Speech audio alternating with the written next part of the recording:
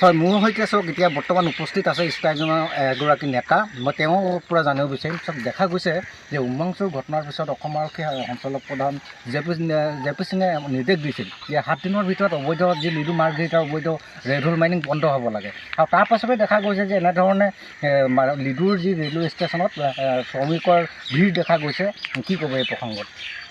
আচলতে এয়া এক বহু পলমকৈ আচলতে এই নিৰ্দেশনা প্ৰেৰণ কৰিছে সন্মানীয় মুখ্যমন্ত্ৰী ডাঙৰীয়া হওক বা কিংবা আমাৰ অসম আৰক্ষী সঞ্চালক প্ৰধানে। যিহেতু এনেধৰণে ঘটনা পূৰ্বতো এনেধৰণে ঘটনা সংঘটিত হৈছে। অবৈধ ভূগৰ্ভ খনিত বহু এনেকৈ যিসকল কয়লা চুৰ কৰিবলৈ যায় আচলতে এনেকৈ বহু কয়লা চুৰ আচলতে নিহতও হৈছে, বহু মৃত্যুমুখত পৰিছে। আৰু একাংশ কয়লা চুৰৰ চৰ্দাৰসকলে এইসকল চোৰক আচলতে নিয়োগ কৰে আৰু এক লেনদেন থাকে আৰু সেইসকলে এক গভীৰ ভিতৰত তেখেতলৈ যায়, এই অবৈধভাৱে তেখেতলৈ কয়লা খনন কৰে নিজৰ ব্যক্তিগত লাভালাভৰ বাবে আচলতে। গতিকে আমাৰ যি এই পৰিৱেশটো আচলতে বিনষ্ট হৈছে।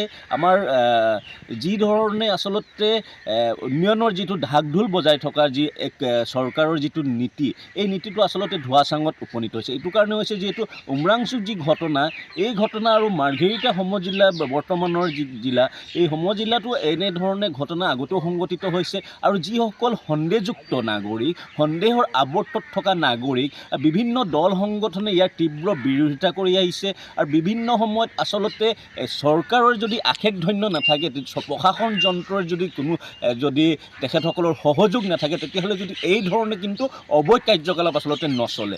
গতিকে বিভিন্ন সচেতন সমাজ, বিভিন্ন বৌদ্ধিক মহলসকলেও ইয়াৰ তীব্ৰ বিৰোধিতা কৰি আহিছে। কিন্তু আজি পৰ্যন্ত যি ধৰণে ব্যৱস্থা গ্ৰহণ কৰিব লাগে আৰক্ষী প্ৰশাসন যন্ত্ৰতে, তেখেতসকলে আচলতে সেই পদক্ষেপ সততাৰে তেখেতসকলে গ্ৰহণ কৰা নাই। গতিকে আমি অসম আৰক্ষী সঞ্চালক প্ৰধানক আমি আহ্বান জনাম যে অতি শীঘ্ৰে যিসকল আচলতে এই গোটেই অবৈধ কাৰ্যকলাপৰ লগত জড়িত থকা যিসকল ব্যক্তি, যিসকল অভিযুক্ত, সেই অভিযুক্তসকলৰ বিৰুদ্ধে তেখেতসকল তদন্ত কৰক, তেখেতসকলক আইনীৰ মেৰপাকত তেখেতসকলক আনিব লাগে। আৰু যিসকলে এই গোটেই পৰিৱেশটো আচলতে ৰচিছে, এই গোটেই যিটো আচলতে ব্লুপ্ৰিণ্ট ৰচি কিনে যি ধৰণে অবৈধভাৱে যি তেখেতসকলে পাহাৰ ধ্বংস কাৰ্য বা প্ৰকৃতি ধ্বংস কাৰ্য তেখেতসকলৰ লগত জড়িত থকা ব্যক্তিসকলক কিন্তু কোনে ৰক্ষণাবেক্ষণ দিছে, সেয়া কিন্তু এক ৰহস্যজনক বিষয়, সেয়া ৰহস্য হৈ আছে।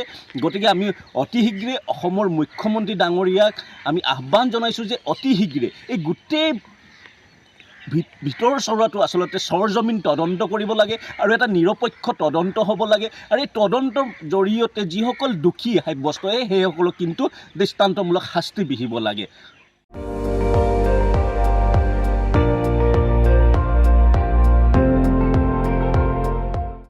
আপুনি চাই আছে ND24, সৰ্বশ্ৰেষ্ঠ নহয় সৰ্বোত্তমৰ দৌৰত।